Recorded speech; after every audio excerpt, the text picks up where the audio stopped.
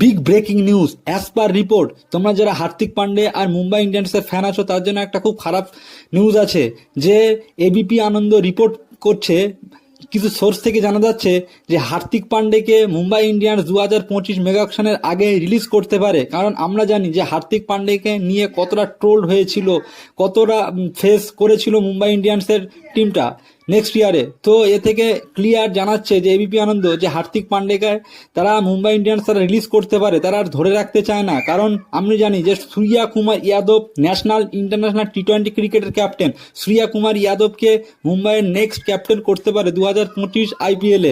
ওই জন্য হার্দিক পান্ডেকে তারা রিলিজ করতে পারে। হার্দিক পান্ডে কোনো না কোনো অন্য কোনো ফ্র্যাঞ্চাইজির হয়ে ক্যাপ্টেন করতে পারে, সেটা আরসিবি বা পাঞ্জাব বা লখনৌ।